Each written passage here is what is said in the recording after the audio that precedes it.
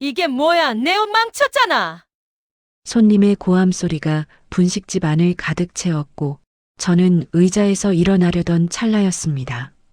어머니는 황급히 행주를 들고 다가가며 떨리는 목소리로 말씀하셨습니다. 죄송합니다. 제가 닦아드릴게요. 세탁비는 제가. 그 순간 손님의 손이 번쩍 올라갔습니다. 짝! 뺨을 맞은 어머니는 비틀거리며 벽에 손을 짚었고 가게 안은 순식간에 조용해졌습니다. 저는 손에 들고 있던 붕어빵 봉지를 바닥에 떨어뜨렸고 심장이 귀까지 터질 듯 뛰기 시작했습니다. 온몸의 피가 거꾸로 솟구치는 것 같았고 떨리는 손으로 어머니의 빨갛게 부은 뺨을 바라봤습니다. 하지만 이건 시작에 불과했습니다. 영상 시작 전 구독과 좋아요 한번 꾹 눌러주시고 지금 어디서 듣고 계신지 댓글로 남겨주시면 그곳으로 따스한 위로와 행운을 보내드리겠습니다. 바로 시작할게요. 짝 소리가 가게 안을 가득 채웠을 때 저는 그 자리에 얼어붙었습니다. 뺨을 맞은 어머니는 비틀거리며 주방 벽에 손을 짚었고 가게 안 손님들은 숨을 죽이고 그 장면을 바라보고 있었습니다. 저는 지금도 그날의 뺨 소리를 그리고 그 순간의 침묵을 잊을 수가 없습니다. 사람들은 제 직책과 위치를 먼저 보지만 저는 오히려 그 때문에 늘 조심스러웠고 제가 나서면 오히려 일이 커질까봐 늘 한 발 물러나는 사람이었습니다. 그날도 그랬습니다. 시외 버스터미널 옆 작은 분식 가게에 붕어빵 한 봉지를 들고 들어갔을 때까지는요. 그곳은 시어머니께서 일하시는 곳이었습니다.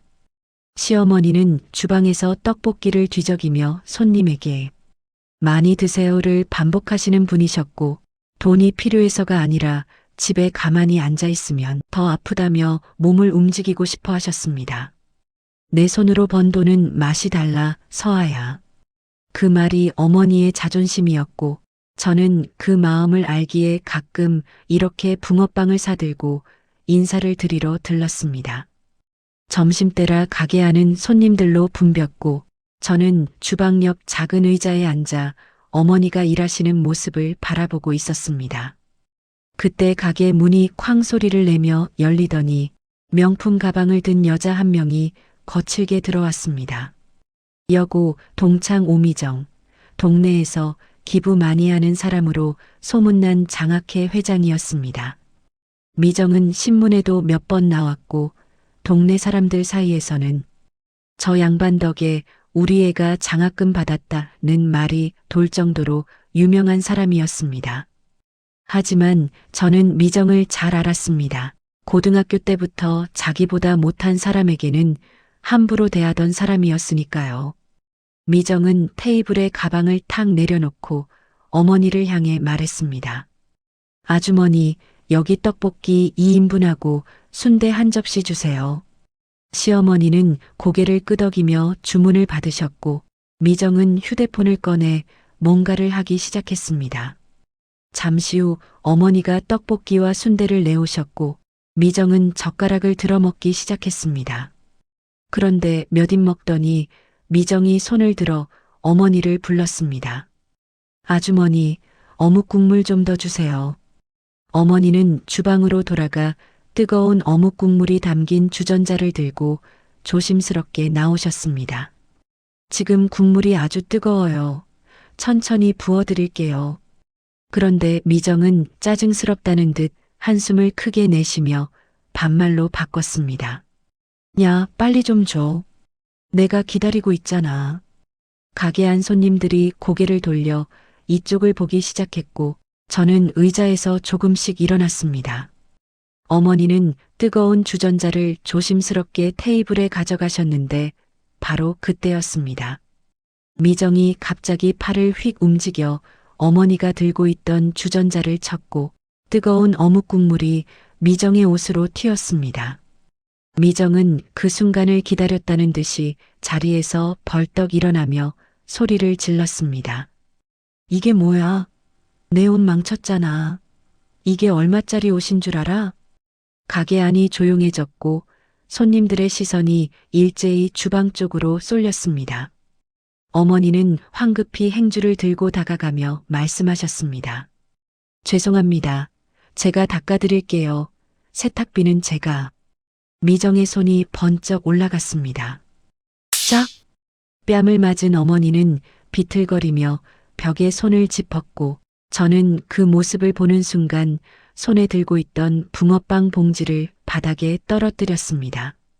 심장이 귀까지 터질 듯 뛰었고 온몸의 피가 거꾸로 솟구치는 것 같았습니다. 저는 의자를 박차고 일어나 어머니께 달려갔고 떨리는 손으로 어머니의 빨갛게 부은 뺨을 감싸며 미정을 똑바로 쳐다보고 말했습니다. 지금 당장 사과하세요. 미정은 저를 위아래로 훑어보더니 코웃음을 치며 말했습니다. 뭐야, 너 누구야? 로고 하나 없는 옷 걸치고 어디서 나대? 저는 최대한 침착하게 말했습니다. 저는 태린그룹 사회 공헌재단 이사 윤서아입니다. 지금 사과하시는 게 좋을 겁니다. 그런데 미정은 킥킥 웃으며 손가락으로 저를 가리켰습니다. 재단 이사? 웃기지 마. 어디서 사람을 속여. 재단 이사가 이런 데와? 내가 장학회 회장인데 재단 사람 다 알아. 너 같은 사람 본 적 없는데?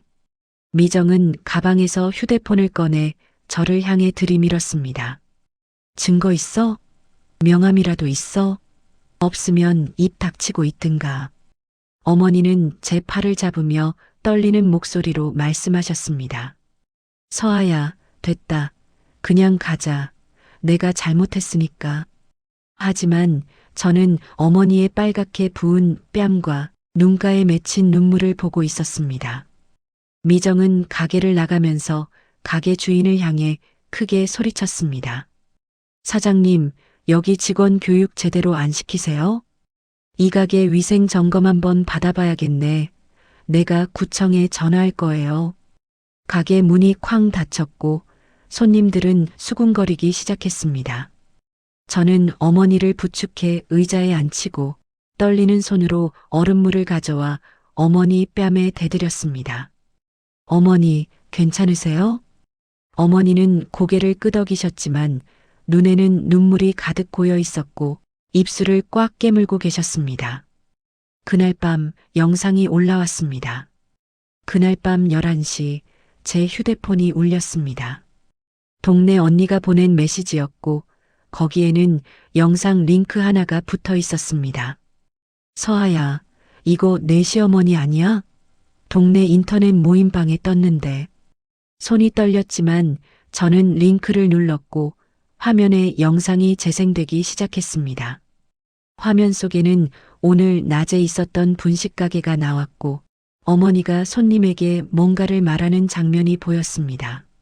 하지만 이상했습니다. 영상은 어머니가 지금 국물이 아주 뜨거워요 라고 말하는 부분부터 시작됐고 미정이 먼저 반말을 하고 일부러 팔을 휘두른 장면은 하나도 나오지 않았습니다.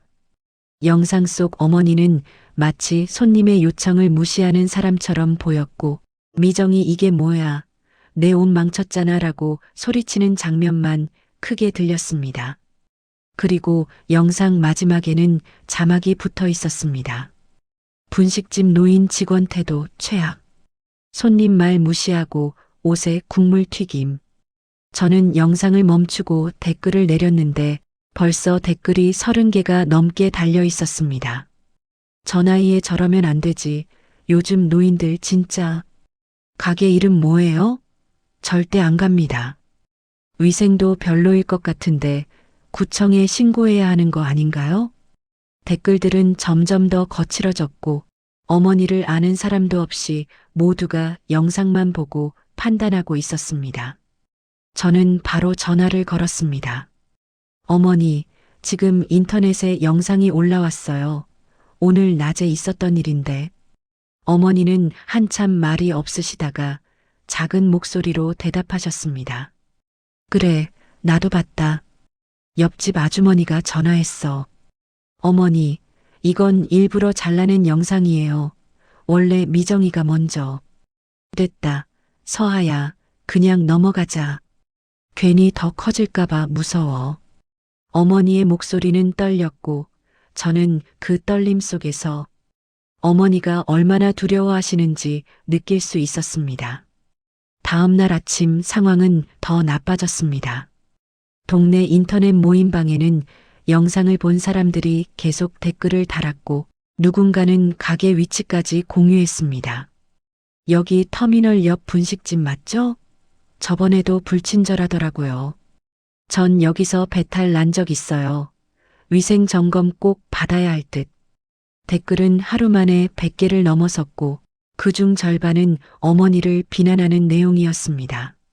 저는 더 이상 가만히 있을 수가 없어서 가게로 향했습니다. 점심때가 지났는데도 가게 안은 손님이 거의 없었고 어머니는 주방 구석에 서서 멍하니 밖을 바라보고 계셨습니다. 사장님이 저를 보더니 주방 밖으로 나와 작은 목소리로 말했습니다. 서아 씨, 오늘 아침부터 구청에서 민원 전화가 10통도 넘게 왔어요. 사장님의 얼굴은 창백했고 손으로 이마를 짚으며 한숨을 내쉬었습니다. 위생 점검 나온대요. 내일 아침에. 그리고 손님들이 영상 보고 발길 끊었어요. 아침부터 가게 앞에서 사진 찍고 가는 사람도 있었고요. 저는 가슴이 철렁 내려앉았고 사장님의 다음 말이 두려웠습니다. 사장님은 한참을 망설이다가 입을 열었습니다. 서아 씨, 나도 어머님 정말 좋아해요. 그거 아시잖아요. 근데 지금 이 상황이 사장님의 목소리는 떨렸고 눈가가 붉어져 있었습니다.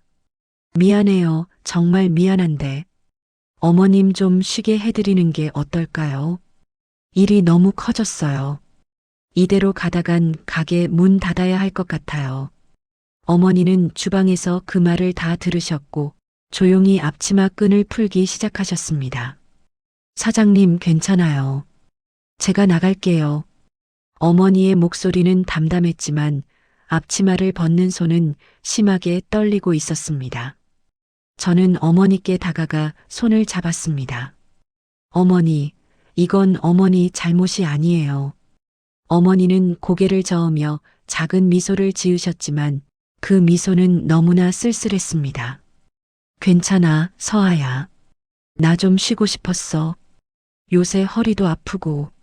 하지만 어머니의 눈은 빨갛게 충혈되어 있었고 손은 가만히 있지 못하고 앞치마를 계속 만지작거렸습니다. 어머니를 모시고 가게를 나오는데 가게 앞 골목에서 동네 아주머니 2명이 수군거리는 소리가 들렸습니다. 저 사람이 그 영상에 나온 쯧쯧 나이가 몇인데 저러고 다니나. 어머니는 그 말을 듣고 고개를 푹 숙이셨고 걸음이 점점 느려졌습니다. 저는 어머니의 팔을 꼭 잡고 집으로 향했습니다. 집에 도착해서도 어머니는 한마디도 하지 않으셨습니다. 저녁을 차려드렸지만 어머니는 숟가락을 들지 않으셨고 그냥 방으로 들어가시더니 문을 잠그셨습니다. 저는 문 앞에서 한참을 서 있었지만 안에서는 아무 소리도 들리지 않았습니다. 밤 10시 저는 거실 소파에 앉아 영상을 계속 들여다보고 있었습니다. 댓글은 200개를 넘어섰고 어머니를 향한 비난은 점점 더 거칠어졌습니다. 새벽 3시 어머니 방에서 이상한 소리가 들렸습니다. 저는 문을 두드렸지만 대답이 없었고 심장이 쿵쿵 뛰기 시작했습니다. 어머니, 괜찮으세요? 안에서 무언가 쓰러지는 소리가 들렸고 저는 급하게 문을 열었습니다. 어머니는 침대 옆 바닥에 주저앉아 계셨고 한 손으로 가슴을 꽉 움켜쥔 채 숨을 헐떡이고 계셨습니다. 어머니의 입술은 파랗게 질려 있었고 눈은 초점을 잃은 채 허공을 바라보고 있었습니다. 숨을 너무 빨리 쉬고 계셨고 서아야, 숨이 안 쉬어져 라고 간신히 말씀하셨습니다. 저는 급하게 119에 전화를 걸었고 어머니를 안아 일으키려 했지만 어머니의 몸은 힘없이 축 늘어졌습니다. 어머니는 계속 가쁜 숨을 몰아쉬며 쓰러져 갔습니다. 구급차 사이렌 소리가 새벽 골목을 가득 채웠고 저는 어머니를 안고 구급차에 올라탔습니다. 응급실로 가는 내내 어머니는 눈을 감고 계셨고 산소 마스크 너머로 가쁜 숨소리만 들렸습니다. 새벽 4시 응급실 의사 선생님이 저를 불렀습니다. 보호자분, 환자분이 최근에 큰 스트레스를 받으셨나요? 저는 고개를 끄덕였고 목이 메어 대답이 잘 나오지 않았습니다. 네. 이틀 전에 많이 힘든 일이 있으셨어요. 의사 선생님은 차트를 보며 말했습니다. 급성 스트레스 반응으로 인한 과호흡 증후군입니다. 혈압도 많이 올라가 있고 심장에도 무리가 왔어요. 며칠 입원하시면서 안정을 취하셔야 할 것 같습니다. 어머니는 그 말을 듣고 힘없이 고개를 저으셨습니다. 아니에요. 저 괜찮아요. 집에 가면 돼요. 하지만 어머니의 목소리는 너무 작았고 입술은 여전히 파랗게 질려 있었습니다. 저는 어머니의 손을 꼭 잡고 말했습니다. 어머니, 제발 여기 계세요. 제가 다 준비할게요. 아침 9시쯤 어머니는 일반 병실로 옮겨졌고 저는 잠시 병실 창가에 서서 휴대폰을 켰습니다. 화면에는 메시지가 20개 넘게 쌓여 있었고 대부분 동네 언니들이 보낸 것이었습니다. 서아야, 영상 댓글 봤어? 점점 심해지는데. 저는 떨리는 손으로 영상을 다시 확인했고 댓글은 어제보다 100개가 더 늘어나 있었습니다. 노인들 진짜 답이 없네. 저 나이에 저러면 안 되지. 저기 가게 오늘 가봤는데 문 닫았던데요. 당연한 거 아닌가? 저는 휴대폰을 꽉 쥐고 눈을 감았습니다. 어머니는 병실 침대에 누워 천장만 바라보고 계셨고 아무 말씀도 하지 않으셨습니다. 어머니, 제가 집에 가서 옷이랑 필요한 거 가져올게요. 좀 쉬세요. 어머니는 작게 고개를 끄덕이셨고 저는 병실을 나섰습니다. 집에 도착해서 어머니 방문을 열었을 때 저는 가슴이 무너지는 것 같았습니다. 방은 너무나 정갈했고 이불은 반듯하게 개켜져 있었으며 서랍 위에는 어제 입고 계시던 옷이 깨끗이 빨래되어 걸려 있었습니다. 저는 서랍을 열어 어머니 옷을 꺼내려다가 그만 손을 멈추고 말았습니다. 서랍 안에는 낡은 속내복이 가지런히 개켜져 있었고 그중 하나는 솔기가 터져서 손바느질로 꿰맨 자국이 선명했습니다. 옆에는 털장갑 한 켤레가 있었는데 엄지손가락 부분이 해져서 같은 색실로 정성스럽게 기워져 있었습니다. 저는 그 장갑을 손에 들었고 어머니가 추운 새벽에 가게 가실 때 이 장갑을 끼셨을 모습이 눈앞에 그려졌습니다. 제가 명절 때마다 어머니께 백화점에서 산 비싼 옷을 사드렸는데 어머니는 그 옷들을 옷장 깊숙이 넣어두고 이렇게 낡은 옷만 입고 계셨던 겁니다. 아까워서 어떻게 입니까? 나중에 좋은 데 갈 때 입어야지. 어머니가 늘 하시던 말이 귓가에 맴돌았고 저는 그 속내복을 가슴에 안고 바닥에 주저앉아 버렸습니다. 눈물이 쏟아졌고 가슴이 찢어지는 것 같았습니다. 비싼 옷을 사드리는 건 쉬웠지만 어머니가 동네에서 뺨 맞고 수치스러워 하실 때 저는 곁에 있었지만 제대로 지켜드리지 못했습니다. 어머니의 존엄을, 어머니가 평생 지켜온 자존심을 저는 지켜드리지 못했습니다. 저는 한참을 울다가 손등으로 눈물을 닦고 일어났습니다. 이제라도 늦지 않았습니다. 제대로 싸워야 했습니다. 병실로 돌아왔을 때는 오후 2시였고 어머니는 깨어 계셨습니다. 창밖을 멍하니 바라보고 계시던 어머니는 저를 보시더니 작게 웃으셨습니다. 어머니, 짐 가져왔어요. 어머니는 고개만 끄덕이셨고 여전히 말이 없으셨습니다. 저는 침대 옆 의자에 앉아 어머니 손을 잡았습니다. 어머니, 제가 꼭 이 일 바로잡을게요. 어머니는 손을 빼려 하셨지만 저는 더 꼭 잡았습니다. 서아야, 그냥 있자. 나는 이제 나이도 있고 그 가게 일도 그만뒀잖니. 어머니, 이건 단순히 가게 일이 아니에요. 어머니가 억울하게 뺨까지 맞으셨잖아요. 어머니의 눈에 눈물이 고이기 시작했고 목소리가 떨렸습니다. 그래도 미안하다. 너한테까지 이런 걱정 끼쳐서. 내가 조용히 있었으면 이런 일 없었을 텐데. 저는 어머니의 손을 더 세게 잡으며 말했습니다. 어머니, 잘못하신 게 하나도 없어요. 어머니는 평생 참고 사셨잖아요. 이번엔 제가 참지 않을게요. 제대로 싸울게요. 말로 싸우는 게 아니라 원칙과 증거로요. 어머니는 저를 바라보시다가 작게 한숨을 쉬셨습니다.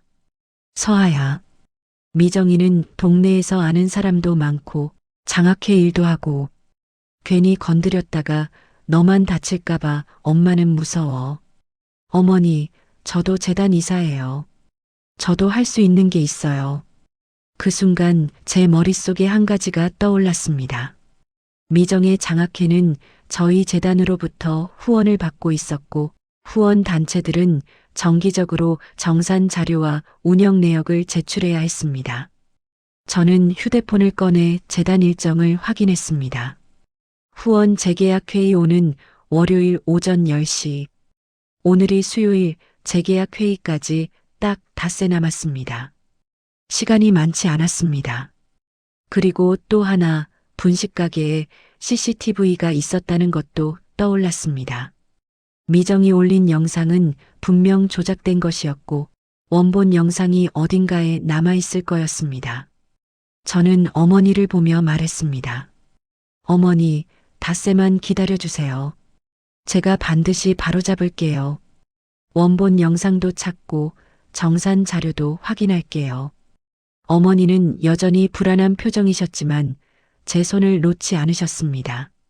저는 병실을 나와 복도 끝으로 걸어갔고 휴대폰을 꺼내 재단 법무팀 박 과장에게 전화를 걸었습니다. 과장님, 저예요. 죄송한데 급한 일이 생겨서요. 다음 주 재계약 회의 전에 장학회 정산 자료 좀 미리 받아볼 수 있을까요? 윤 이사님, 무슨 일이세요? 보통은 회의 당일에 같이 검토하는데 확인하고 싶은 게 있어서요. 가능하면 내일 중으로 받아보고 싶은데요. 박 과장은 잠시 망설이다가 대답했습니다. 알겠습니다. 오늘 안으로 요청해서 내일 오후까지는 받을 수 있게 해볼게요. 전화를 끊고 저는 창밖을 바라봤습니다. 지금 이 순간에도 영상은 계속 퍼지고 있고 댓글은 늘어나고 있고 어머니를 향한 비난은 커지고 있었습니다. 재계약 회의가 다음 주 월요일, 시간이 너무 없었습니다. 다음 날 목요일 오전 저는 병실을 나와 분식 가게로 향했습니다. 어머니는 여전히 병실에 누워 계셨고 제가 나간다고 하자 불안한 표정으로 물으셨습니다. 서아야, 어디 가니? 잠깐 확인할 게 있어요. 금방 올게요. 분식 가게 앞에 도착했을 때 가게 문에는 임시 휴업 안내문이 붙어 있었습니다. 저는 가게 옆 골목으로 돌아가 뒷문을 두드렸고 잠시 후 사장님이 문을 조금만 열고 고개를 내밀었습니다. 사장님은 저를 보자 깜짝 놀라며 주위를 두리번거렸습니다. 서아 씨, 지금 오시면 안 돼요. 오미정 씨가 사람 시켜서 가게 지켜보고 있어요.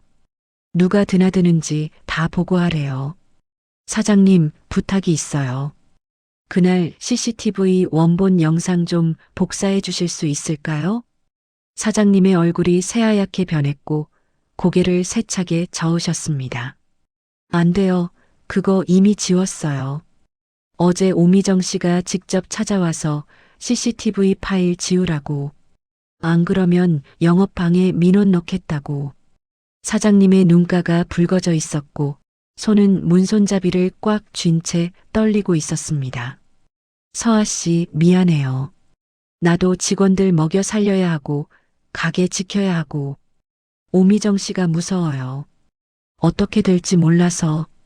문이 닫혔고 저는 그 앞에 한참을 서 있었습니다. 가슴이 답답했고 무력감이 밀려왔습니다. 저는 병실로 돌아와 어머니 곁에 앉았지만 아무 말도 할 수가 없었습니다. 다음 날 금요일 아침, 저는 다시 분식가게로 갔습니다. 포기할 수 없었습니다. 이번에는 가게 앞대로가 아니라 뒷골목으로 돌아가서 뒷문을 두드렸습니다. 한참을 기다렸지만 아무도 나오지 않았고 저는 다시 한번 문을 두드렸습니다. 사장님, 서아예요. 잠깐만 문 열어주세요. 잠시 후 문이 조금 열렸고 사장님이 고개를 내밀었습니다. 서아 씨, 또 왔어요? 사장님의 목소리는 피곤해 보였고 눈가에는 다크서클이 짙었습니다. 사장님, 제발 한 번만 도와주세요. 어머니가 너무 힘들어하세요. 사장님은 한참을 망설이다가 저를 안으로 들어오라고 손짓했습니다. 가게 안은 어두웠고 주방에는 아직도 청소되지 않은 그릇들이 쌓여 있었습니다. 사장님은 카운터에 앉으며 한숨을 쉬었습니다. 서아 씨, 어젯밤에 잠을 못 잤어요. CCTV 지우고 나서 그게 끝이 아니더라고요. 무슨 말씀이세요? 어제 저녁에 오미정 씨한테서 또 전화가 왔어요. 가게 문 닫고 다른 데로 옮기라고 하더라고요. 여기서 장사하면 소문내서 손님 못 오게 만들겠다고. 사장님의 주먹이 떨렸습니다. 20년 동안 여기서 가게 했는데 이제는 쫓겨나야 해요. 그 생각하니까 이건 아니다 싶더라고요. 사장님은 일어나서 카운터 뒤 서랍을 열었고 작은 USB 하나를 꺼냈습니다. 지우라고 해서 지우긴 했는데 그 전날 밤에 혹시 몰라서 USB에 하나 복사해뒀어요. 나중에 제가 증거로 쓰려고요. 제 손이 떨렸습니다. 사장님은 USB를 제 손에 쥐어주며 말했습니다. 그날 주방에서 다 봤어요. 오미정 씨가 먼저 시비 걸고 일부러 국물 튀게 만들고 어머님 뺨까지 때린 거 다 담겨 있어요. 사장님은 눈물을 글썽이며 말을 이었습니다. 어머님이 얼마나 성실하게 일하셨는데 저도 양심이 있어요. 근데 무서워서 못 드렸어요. 그런데 어제 전화 받고 생각했어요. 어차피 나도 당할 거면 제대로 하자고. 저는 사장님의 손을 꼭 잡았습니다. 사장님, 정말 감사합니다. 꼭 잘 쓸게요. 서아 씨, 조심하세요. 오미정 씨, 보통 사람이 아니에요. 저는 USB를 가방 깊숙이 넣고 가게를 나왔습니다. 이제 증거가 생겼습니다. 그날 오후 저는 재단 사무실로 갔고 법무팀 박 과장을 만났습니다. 과장님, 장학회 정산 자료 받으셨죠? 박 과장은 책상 위 서류 뭉치를 가리켰습니다. 네, 어제 받았어요. 그런데 이사님, 개인적인 일이라고 하셨는데 괜찮으세요? 네, 제가 좀 확인하고 싶은 게 있어서요. 회의실에서 봐도 될까요? 물론이죠. 저는 회의실로 들어가 자료를 펼쳤고 하나하나 살펴보기 시작했습니다. 장학금 지급 내역, 후원금 입출금 기록, 행사비 영수증. 하지만 솔직히 저는 회계 전문가가 아니었고 숫자들이 뭘 의미하는지 정확히 알 수가 없었습니다. 2시간 넘게 자료를 뒤적거렸지만 확실하게 이상하다고 단정할 수 있는 부분은 찾지 못했습니다. 장학금 수혜자 명단에 같은 이름이 2번 나온 것처럼 보이는 게 있었지만 동명이인일 수도 있었습니다. 행사비 영수증도 금액이 큰 게 있긴 했지만 그게 부정인지 아닌지는 제가 판단할 수 없었습니다. 저는 머리를 감싸쥐고 한숨을 쉬었습니다. 이렇게 복잡한 자료를 제가 어떻게 파악할 수 있겠습니까? 저는 의심스러운 부분 2~3군데만 메모하고 회의실을 나왔습니다. 박 과장을 찾아가 물었습니다. 과장님, 월요일 회의 때 제가 질의할 수 있죠? 당연하죠. 어떤 부분 질의하실 건가요? 몇 가지 확인하고 싶은 게 있는데 월요일에 직접 여쭤봐도 될까요? 그러세요. 저는 사무실을 나오며 한숨을 쉬었습니다. 정산 자료만으로는 부족했습니다. CCTV 원본은 있지만 장학회 부정까지 증명하기는 어려웠습니다. 토요일 아침 제 휴대폰이 울렸습니다. 박 과장이었습니다. 이사님, 죄송한데요. 방금 이상한 전화를 받았어요. 무슨 전화요? 박 과장의 목소리가 조심스러웠습니다. 재단 이사 중 한 분이신데 장학회 관련해서 재단에서 뭔가 문제를 삼으려는 움직임이 있다는 얘기를 들었다면서 혹시 우리 팀에서 뭔가 특별히 조사하고 있냐고 물어보시더라고요. 제 심장이 쿵쾅거렸습니다. 어느 이사님이요? 김 이사님이요. 평소에는 우리 팀 일에 관심도 없으신 분인데 갑자기 전화하셔서 박 과장이 말을 이었습니다. 이사님, 혹시 이번 장학회 건이 좀 민감한 일인가요? 저는 심장이 쿵쾅거렸습니다. 김 이사가 미정과 연결되어 있다는 뜻이었습니다. 과장님, 월요일 회의 때까지 이 건은 조용히 진행해 주세요. 알겠습니다. 그런데 이사님, 괜찮으세요? 네, 괜찮아요. 전화를 끊고 저는 창밖을 바라봤습니다. 미정은 이미 움직이고 있었고 월요일 회의까지 이제 이틀밖에 남지 않았습니다. 토요일 오후 저는 병실에서 어머니 곁에 앉아 월요일 회의 준비를 하고 있었습니다. 노트북에 질문 목록을 정리하던 중 제 휴대폰에 문자가 하나 왔습니다. 모르는 번호였지만 저는 메시지를 열어봤습니다. 윤서아 이사님, 저는 서유진이라고 합니다. 오미정의 며느리입니다. 꼭 만나 뵙고 싶은데 1시간만 시간 내주실 수 있을까요? 이사님께 꼭 드릴 말씀이 있습니다. 저는 심장이 쿵쾅거리기 시작했고 문자를 몇 번이나 다시 읽었습니다. 오미정의 며느리가 왜 저를 찾는 걸까요? 저는 답장을 보냈습니다. 지금 병원에 있습니다. 근처 공원에서 1시간 후에 만날 수 있을까요? 곧바로 답장이 왔습니다. 감사합니다. 주소 보내주시면 찾아가겠습니다. 1시간 후 저는 병원 뒤편 작은 공원 벤치에 앉아 있었습니다. 오후 햇살이 따뜻했지만 저는 긴장해서 손이 차가웠고 주위를 계속 두리번거렸습니다. 잠시 후 30대 초반쯤 되어 보이는 여자가 천천히 걸어왔습니다. 얼굴은 화장으로 가렸지만 눈가에 피곤함이 가득했고 선글라스를 쓰고 있었지만 그 너머로 불안한 눈빛이 보였습니다. 윤서아 이사님이시죠? 네, 앉으세요.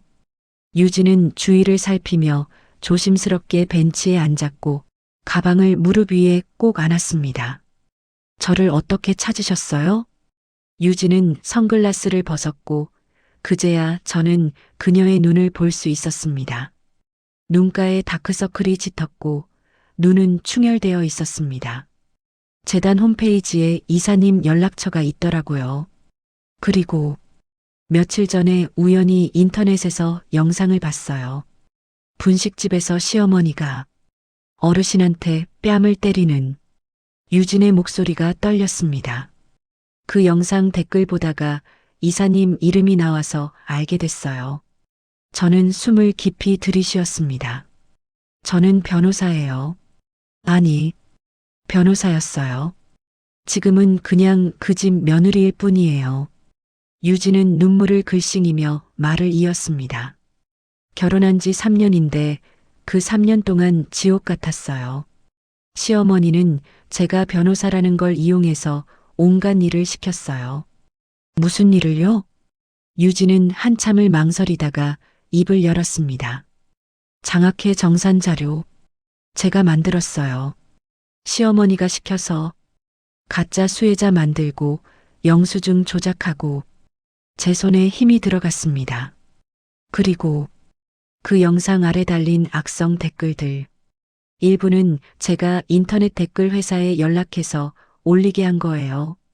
저는 유진을 똑바로 바라봤습니다. 왜 그런 일을 하셨어요? 유진은 눈물을 흘리며 말했습니다. 안 하면 이혼당해요. 시어머니가 남편한테 말해서 쫓아낸다고 했어요.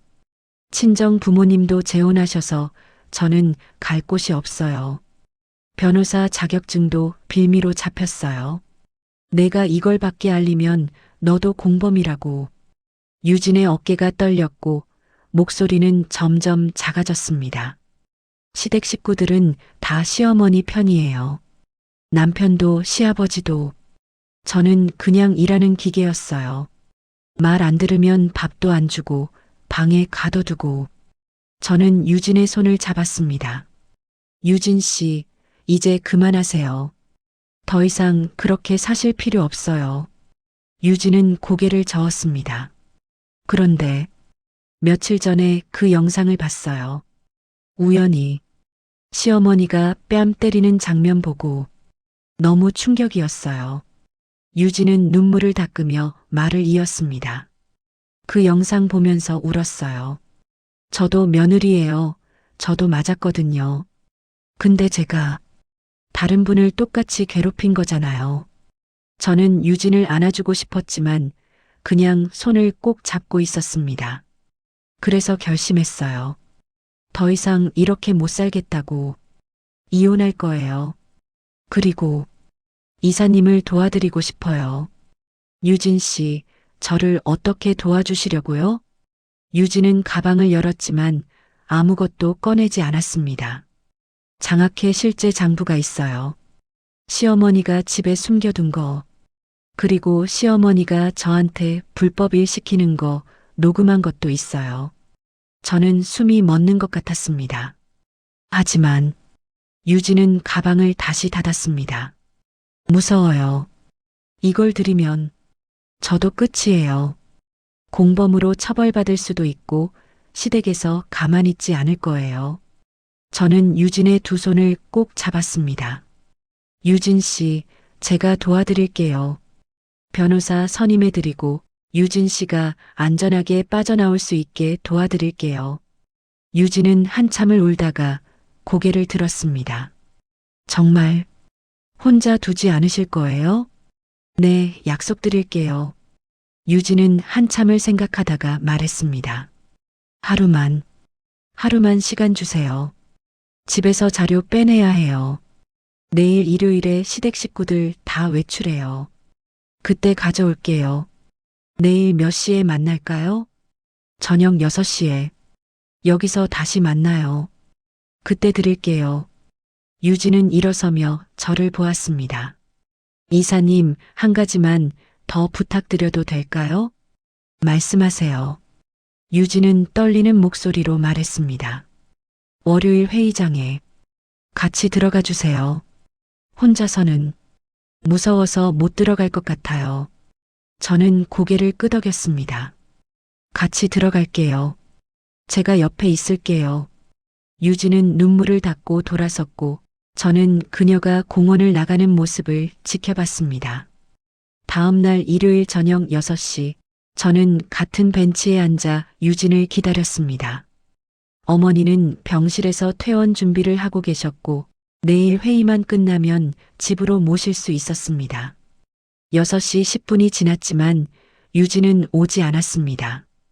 저는 휴대폰을 확인했지만 연락이 없었고 불안감이 밀려왔습니다.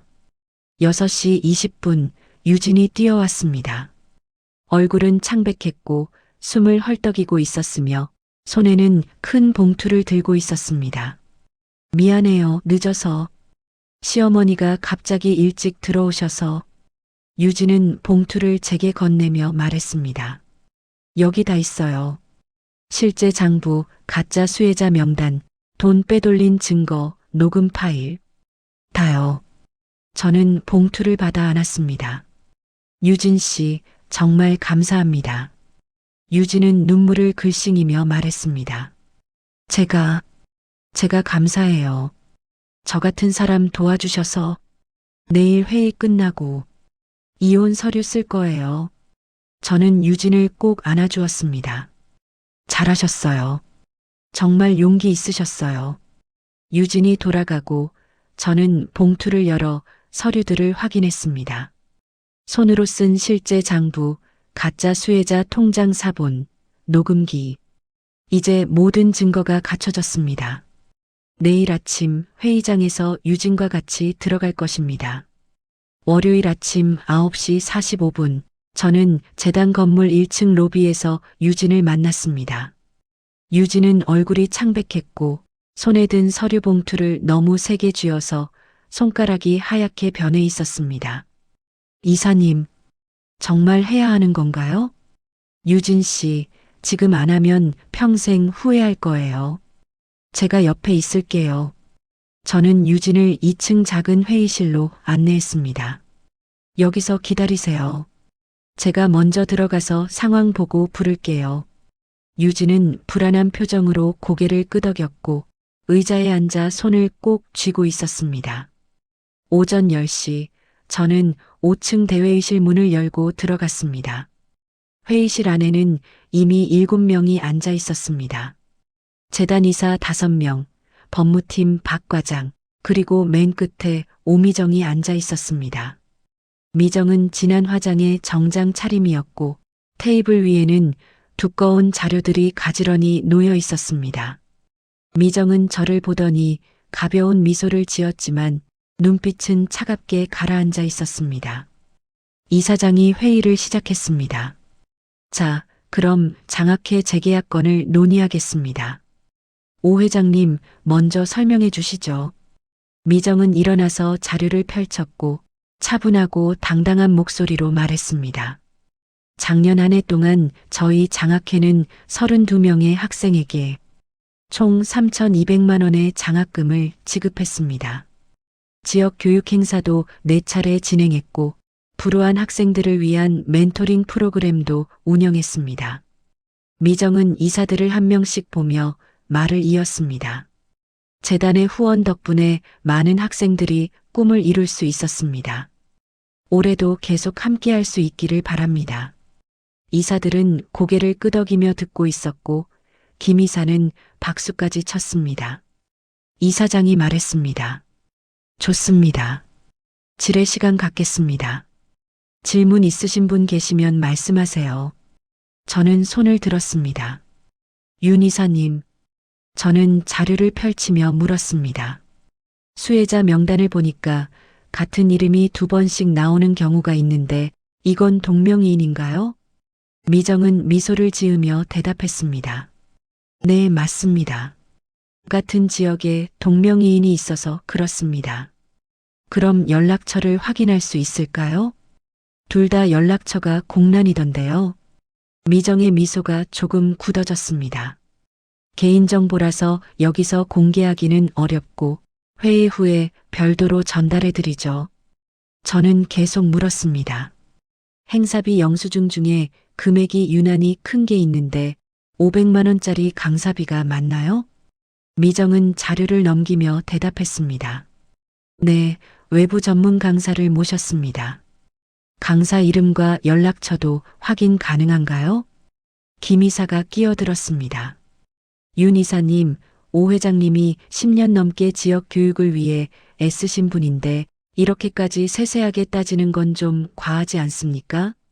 다른 이사 한 명도 거들었습니다. 맞습니다. 오 회장님 활동은 이미 지역에서 검증된 거 아닙니까? 저는 김 이사를 똑바로 보며 말했습니다. 저는 과하게 따지는 게 아니라 확인하는 겁니다. 재단 후원금이 제대로 쓰이는지 점검하는 게 저희 역할입니다. 회의실 분위기가 무거워졌습니다. 저는 박 과장을 보며 말했습니다.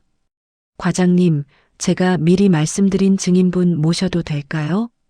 박 과장은 고개를 끄덕였고 이사장이 물었습니다. 증인이요? 네, 장학회 내부 사정을 아시는 분입니다. 김 이사가 반대했습니다. 이사장님, 이건 재계약 회의이지 청문회가 아닙니다. 증인까지 부를 필요가 있습니까? 저는 단호하게 말했습니다. 필요합니다. 여기 제출된 자료에 중대한 문제가 있습니다. 이사장이 잠시 생각하다가 말했습니다. 그렇다면 모시죠. 들어오라고 하세요. 저는 문을 열고 2층으로 내려가 유진을 데리고 왔습니다. 유진은 엘리베이터 안에서 계속 숨을 헐떡였고 손은 멈추지 않고 떨렸습니다. 괜찮아요. 제가 옆에 있어요. 회의실 문이 열리고 유진이 들어서자 미정의 얼굴이 하얗게 변했습니다. 유진아, 너 왜 여기? 이사들이 웅성거렸고 이사장이 물었습니다. 이분은 누구십니까? 저는 유진을 제 옆자리에 앉히며 말했습니다. 서유진 변호사입니다. 오 회장의 며느리이기도 하고요. 김 이사가 소리쳤습니다. 이게 무슨 짓입니까? 가족을 증인으로 세우다니. 저는 침착하게 말했습니다. 유진 변호사님이 직접 장학회 업무를 담당하셨습니다. 증언 자격이 충분합니다. 이사장이 유진을 보며 물었습니다. 서 변호사님, 증언하시겠습니까? 유진은 고개를 끄덕였지만 목소리가 나오지 않았습니다. 저는 유진의 손을 잡아주었고 유진은 떨리는 손으로 가방에서 서류를 꺼냈습니다. 이게 실제 장부입니다. 유진은 서류를 테이블 위에 올려놓았고 박 과장이 받아들었습니다. 박 과장의 얼굴이 굳어졌습니다. 이사장님, 이건 재단에 제출된 자료와 완전히 다릅니다. 미정이 벌떡 일어났습니다. 그건 거짓입니다. 유진이가 조작한 거예요. 유진은 고개를 숙인 채 울기 시작했습니다. 미정이 유진을 가리키며 소리쳤습니다. 저 애가 시집살이 힘들다고 저한테 앙심 품고 거짓 자료 만든 거예요. 이사장님, 며느리가 시어머니를 모함하는 겁니다. 김 이사도 거들었습니다. 그렇습니다. 가족 간 분쟁을 여기 끌고 오다니 이건 명백한 모함 아닙니까? 이사들이 웅성거렸고 회의실이 술렁거렸습니다. 유진은 계속 울고 있었고 말을 하지 못했습니다. 저는 가방에서 USB를 꺼내 노트북에 꽂았습니다. 그렇다면 이것도 조작인가요? 저는 화면을 회의실 모니터에 연결했고 CCTV 원본 영상을 재생했습니다. 분식집 주방 미정이 어머니한테 반말하는 장면이 나왔습니다. 이거 빨리 해. 내가 뭐라고 했어? 어머니가 공손하게 대답하는 장면, 미정이 짜증내는 장면이 이어졌습니다. 그리고 미정이 일부러 국물을 튀게 만드는 장면, 어머니 뺨을 때리는 장면이 또렷하게 나왔습니다. 회의실이 조용해졌습니다. 이사들은 화면을 보며 눈살을 찌푸렸고 김 이사도 입을 다물었습니다. 영상이 끝나고 저는 말했습니다. 이 영상의 피해자는 제 시어머니입니다. 오 회장은 이 영상을 편집해서 인터넷에 올렸고 악성 댓글을 조직적으로 달게 했습니다. 미정은 의자를 잡고 서 있었고 얼굴은 창백했습니다. 그건 오해입니다. 유진이 고개를 들며 떨리는 목소리로 말했습니다. 오해가 아닙니다. 모두의 시선이 유진에게 쏠렸습니다. 유진은 눈물을 닦으며 말을 이었습니다. 제가 댓글 회사에 연락했어요. 시어머니가 시켜서 악성 댓글 올리라고. 유진은 울먹이며 계속 말했습니다. 장학회 자료도 제가 조작했어요. 시어머니가 시켜서 가짜 수혜자 만들고 통장도 만들고 돈은 시어머니가 다 빼돌렸어요. 미정이 소리쳤습니다. 입 닥쳐. 내가 지금 무슨 소리를 하는 거야? 유진은 고개를 들어 미정을 똑바로 보며 말했습니다. 저 더 이상 못하겠어요. 이혼할 거예요. 회의실이 다시 술렁거렸습니다. 이사장이 손을 들어 조용히 시키고 말했습니다. 오늘 회의는 여기서 중단하겠습니다. 법무팀에서 제출된 자료들을 전부 검토하고 외부 회계 감사도 의뢰하겠습니다. 이사장은 미정을 보며 말했습니다. 오 회장님, 해명할 기회는 드리겠습니다만 지금 상황에서는 재계약이 불가능합니다. 그리고 경찰 조사도 불가피할 것 같습니다. 미정은 아무 말도 하지 못한 채 비틀거리며 회의실을 나갔습니다. 회의가 끝나고 저는 유진과 함께 복도로 나왔습니다. 유진은 벽에 기대어 주저앉았고 눈물을 쏟아냈습니다. 저는 유진을 안아주었습니다. 잘하셨어요. 정말 용기 있으셨어요. 유진은 울면서 물었습니다. 이제 끝난 건가요? 저는 고개를 저었습니다. 아직요. 하지만 가장 어려운 고비는 넘었어요. 회의 다음 날 화요일 오후 저는 어머니와 함께 경찰서에 갔습니다. 어머니는 퇴원하셨지만 아직 많이 약해 보이셨고 경찰서 입구 앞에서 발걸음이 멈춰섰습니다. 서아야, 정말 신고해야 하니? 동네에서 소문나면. 어머니, 이건 넘어갈 일이 아니에요. 폭행당하셨잖아요. 경찰서 민원실에서 저희는 1시간 넘게 기다렸습니다. 드디어 저희 차례가 되어 조사실로 들어갔고 젊은 여경이 저희를 맞이했습니다. 피해 내용을 말씀해 주세요. 어머니는 한참을 망설이시다가 작은 목소리로 말씀하셨습니다. 저 일하던 가게에서 손님한테 뺨을 맞았어요. 여경은 컴퓨터를 보며 물었습니다. 목격자가 있나요? 저는 USB를 꺼내 건넸습니다. CCTV 원본이 있습니다. 여경은 USB를 받아 영상을 확인했고 얼굴이 굳어졌습니다. 이건 명백한 폭행이네요. 고소하시겠어요? 어머니는 제 손을 꼭 쥐며 망설이셨습니다. 저는 어머니 대신 대답했습니다. 네, 고소하겠습니다. 그리고 명예훼손도 추가하고 싶어요. 조서 작성에는 2시간이 넘게 걸렸고 어머니는 계속 불편해하셨습니다. 경찰서를 나오는데 어머니가 주위를 두리번거리시며 말씀하셨습니다. 혹시 아는 사람 보면 어쩌니?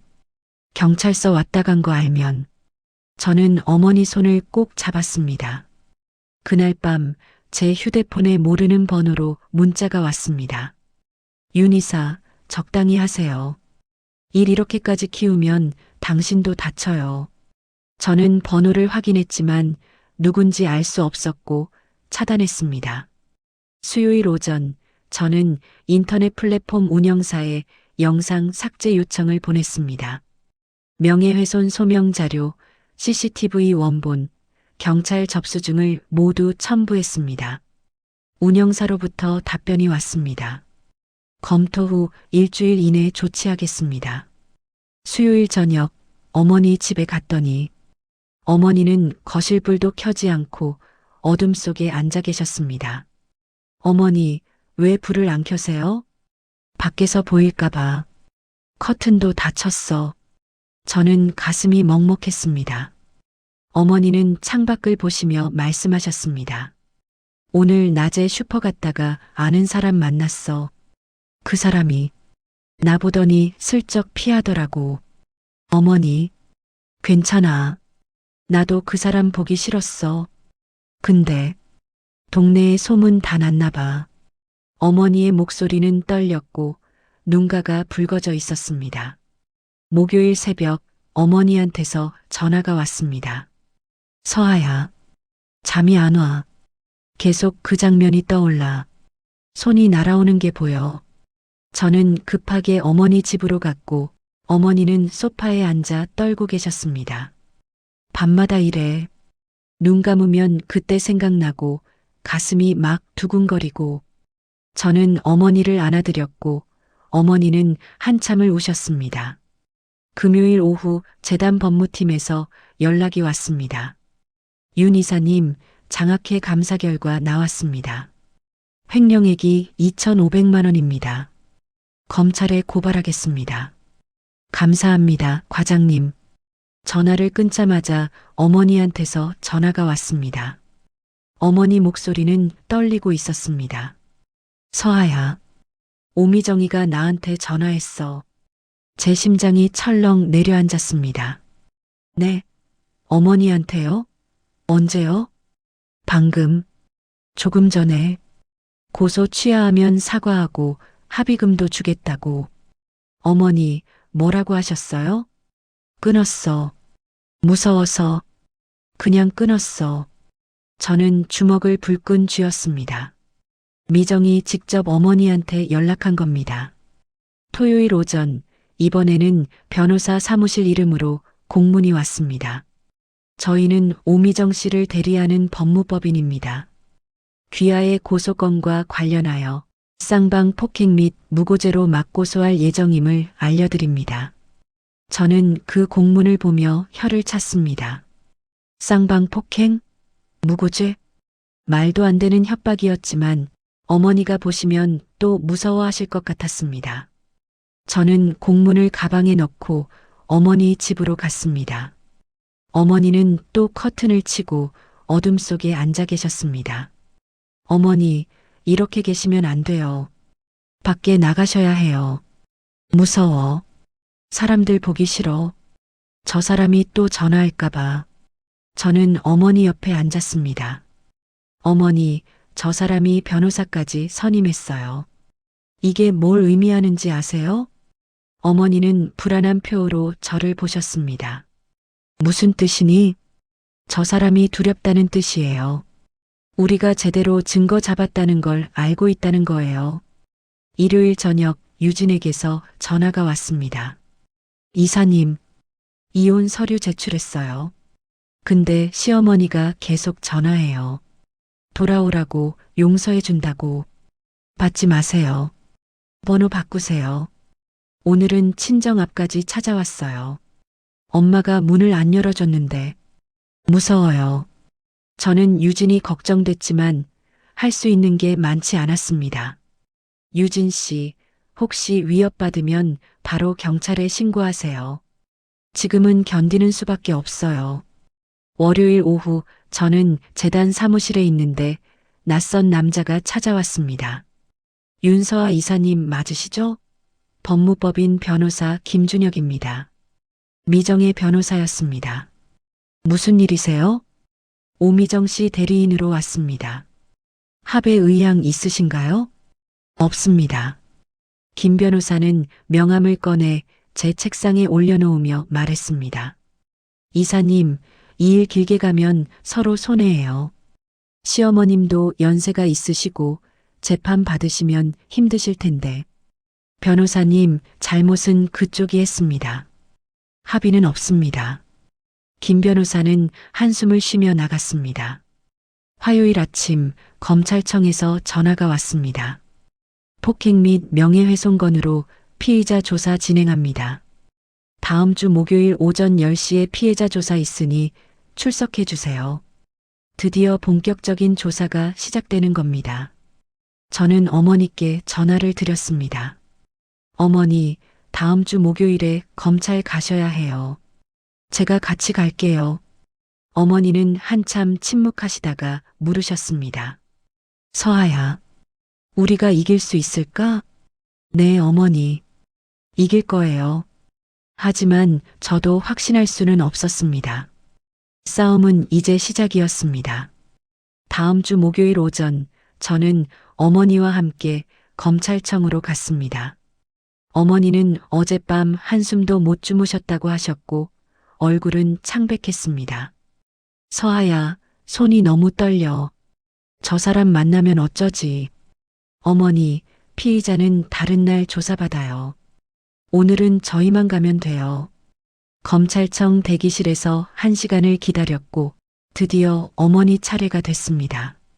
저는 밖에서 기다렸고 어머니는 1시간 반 넘게 조사를 받으셨습니다. 조사실 문이 열리고 어머니가 나오셨을 때는 눈이 퉁퉁 부어 있었습니다. 어머니, 다 말했어. 그날 일, 다. 어머니는 제 어깨에 기대셨고 저는 어머니를 꼭 안아드렸습니다. 오후에는 제 차례였습니다. 검사는 꼼꼼하게 질문했고 저는 CCTV 원본, 유진의 증언록, 장학회 횡령 증거까지 모두 제출했습니다. 증거가 명확하네요. 기소는 문제 없을 것 같습니다. 검사의 말에 저는 안도의 한숨을 쉬었습니다. 한 달 후 기소장이 날아왔습니다. 폭행, 명예훼손, 업무상 횡령으로 오미정에 대한 공소가 제기됐고 첫 재판 날짜가 잡혔습니다. 저는 어머니께 전화를 드렸습니다. 어머니, 재판 날짜 나왔어요. 다음 달 20일이에요. 어머니는 한참 말이 없으시다가 물으셨습니다. 엄마도 가야 하니? 아니요, 안 가셔도 돼요. 증거가 다 있으니까요. 다행이다. 재판 전날 유진에게서 전화가 왔습니다. 이사님, 내일 재판에서 제가 증인으로 서야 한다고 연락 왔어요. 유진의 목소리는 떨렸습니다. 유진 씨, 괜찮으세요? 무서워요. 시어머니 얼굴 다시 봐야 한다는 게. 제가 옆에 있을게요. 법정 방청석에서 지켜볼게요. 감사해요, 이사님. 재판 당일 저는 법정 방청석 앞줄에 앉았습니다. 법정 안에는 미정이 변호사 옆에 앉아 있었고 표정은 굳어 있었지만 여전히 당당해 보였습니다. 재판장이 들어오고 재판이 시작됐습니다. 검사가 공소사실을 낭독했고 재판장이 미정에게 물었습니다. 피고인, 공소사실을 인정합니까? 미정은 일어서서 또박또박 말했습니다. 인정하지 않습니다. 저는 억울합니다. 방청석이 술렁거렸습니다. 미정의 변호사가 변론을 시작했습니다.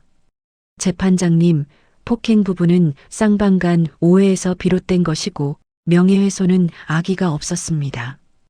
횡령 부분은 회계 착오일 뿐입니다. 검사가 반박했습니다. 재판장님, CCTV 원본을 보시면 일방적 폭행임이 명백합니다. 또한 피고인은 영상을 편집해 인터넷에 유포했고 조직적으로 악성 댓글을 달게 했습니다. 검사는 모니터를 켰고 CCTV 원본이 법정에 재생됐습니다. 미정이 어머니 뺨을 때리는 장면이 또렷하게 나왔습니다. 미정은 고개를 돌렸고 입술을 꽉 깨물었습니다. 재판장이 말했습니다. 증인을 들어오게 하세요. 법정 문이 열리고 유진이 들어왔습니다. 유진은 얼굴이 창백했고 증인석으로 걸어가는 발걸음이 떨렸습니다. 유진은 증인석에 앉았고 선서를 했습니다. 검사가 질문했습니다. 증인은 피고인과 어떤 관계입니까? 며느리입니다. 장학회 업무를 담당하셨습니까? 네. 시어머니가 시켜서 정산 자료를 작성했습니다. 유진의 목소리는 떨렸고 눈물이 글썽거렸습니다. 재단에 제출한 자료가 사실입니까? 유진은 고개를 숙이고 한참을 말하지 못했습니다. 미정이 유진을 노려봤고 유진은 눈물을 흘리기 시작했습니다. 증인, 답변해 주세요. 유진은 눈물을 닦고 고개를 들었습니다. 아닙니다. 제가 조작했습니다. 시어머니가 시켜서 가짜 수혜자를 만들고 영수증도 조작했습니다. 미정이 벌떡 일어났습니다. 거짓말입니다. 저애가 시집살이 힘들다고 저를 모함하는 겁니다. 재판장이 손을 들었습니다. 피고인, 조용히 하세요. 검사가 계속 질문했습니다. 실제 장부가 따로 있습니까? 네. 시어머니가 집에 숨겨뒀던 장부를 제가 복사했습니다. 검사는 장부를 제출했고 재판장은 그것을 꼼꼼히 살펴봤습니다. 인터넷 악성 댓글도 관여하셨습니까? 유진은 고개를 숙였습니다. 네. 시어머니가 댓글 회사에 연락하라고 시켰습니다. 제가 연락했습니다. 유진은 울면서 말을 이었습니다. 죄송합니다. 정말 죄송합니다. 증인 신문이 끝나고 유진은 법정을 나갔습니다. 저는 유진을 따라 나가 복도에서 안아주었습니다. 잘하셨어요. 정말 용기 있으셨어요.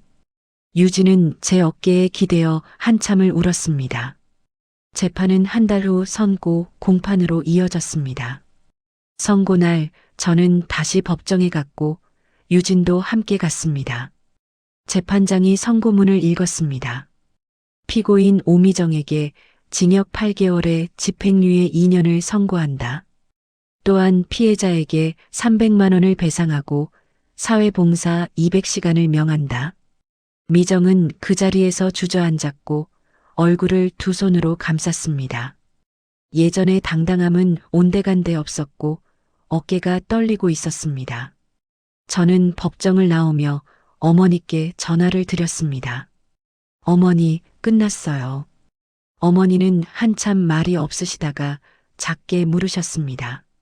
우리가 이긴 거니? 네, 어머니. 이겼어요. 어머니는 전화기 너머로 우셨습니다. 그날 저녁 저는 어머니 집에 갔습니다. 어머니는 부엌에서 저녁을 준비하고 계셨고 오랜만에 불을 환하게 켜놓으셨습니다. 어머니, 요즘 좀 어때요? 조금씩 나아지고 있어. 아직도 밤에 가끔 꿈에 나오긴 하는데. 어머니는 밥상을 차리시며 말을 이었습니다. 근데 예전처럼 무섭진 않아. 이제는 내가 잘못한 게 아니라는 거 아니까. 저는 어머니와 마주 앉아 밥을 먹었습니다. 어머니는 천천히 드시면서 가끔 창밖을 보셨습니다. 몇 주 후 유진이 저희 집에 찾아왔습니다. 이사님, 어머님께 인사드리러 왔어요. 어머니는 유진을 보시더니 손을 잡으셨습니다. 고생했지? 많이 힘들었지? 유진은 눈물을 흘렸고 어머니도 함께 우셨습니다. 미안해요, 어머님. 괜찮아. 내가 용기 내줘서 고마워. 저희 셋은 함께 차를 마셨고 유진이 말했습니다. 요즘 며느리 학대 피해자들 무료 법률 상담하고 있어요. 제가 겪었으니까 다른 분들 도와드리고 싶어서요. 어머니가 유진 손을 꼭 잡으셨습니다. 잘한다. 우리 일이 헛되지 않구나. 그 후로 계절이 바뀌었습니다. 어머니는 여전히 밤에 가끔 깨시고 사람 많은 곳은 피하셨습니다. 하지만 이제는 낮에 혼자 산책도 나가시고 동네 슈퍼에도 가셨습니다. 어느 가을 오후 어머니와 함께 공원을 걸으며 어머니가 말씀하셨습니다. 서아야, 엄마 평생 참고만 살았는데 이번에는 안 참았잖니. 네, 어머니. 그게 뭔가 후련해.